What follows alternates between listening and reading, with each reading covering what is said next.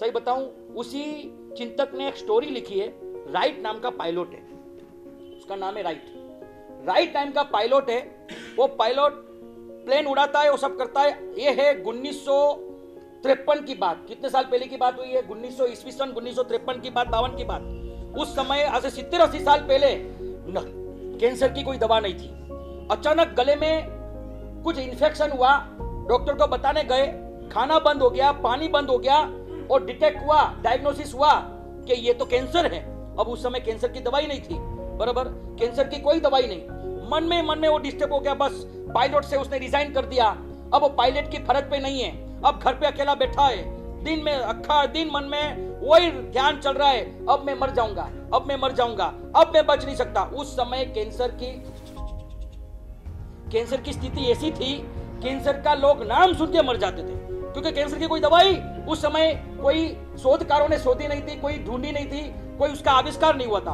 अचानक न्यूज़पेपर के हेडलाइन में एक दवाई का एक न्यूज आया कि कैंसर की दवा मेडिकल साइंटिस्टों ने ढूंढ ली है, और टूंकी समय में, एक थोड़े समय के अंतराल के बाद, उसका परीक्षण करने के बाद सरकार उस पर अप्रूवल देना कि नहीं देना वो सोच में है, विचाराधीन है, और ये दवा बाहर आएगी। अब उसको दवा नॉट फॉर सेल, एक फिजिशियनों को सैंपल के तौर पे वो दवाई दी गई, पर आप नॉट फॉर सेल, उसको बेच नहीं सकते हो आप, उसका परीक्षण चालू है।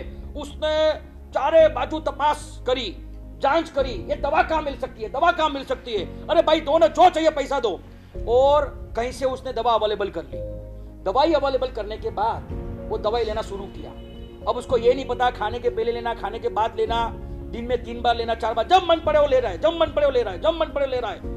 1 महीना, 2 महीना, 3 महीने के बाद गले में पानी उतरना शुरू हुआ। 4 महीने के बाद गले से नीचे खाना उतरना शुरू हुआ, पीड़ा में राहत होने लग गई, और लगभग 5-6 महीने के अंतराल में उसका कैंसर गायब हो गया, और वापस एकदम फिट हो गया, वापस जिम बीम करके अपने आप को फिट करके, और वापस क्या किया उसने, ज्वाइनिंग कर ली अपने पायलट की जॉब पे, और पायलट की जॉब पे लग गया, प्लेन उड़ा रहा है।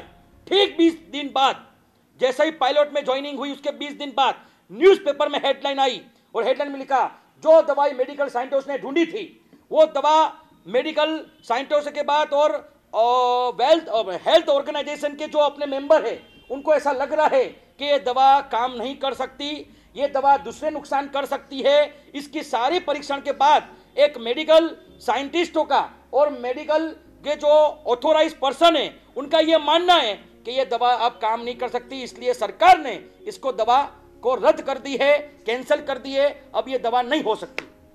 यह सुनने के बाद, ये पढ़ने के बाद उसके मन में एक अलग विचार है, तो क्या हुआ, मैंने जो दवाई ली थी उसकी कोई असर मेरी बॉडी पे नहीं हुई, उसका मतलब ये हुआ क्या, ये मिटा ही नहीं मेरा कैंसर।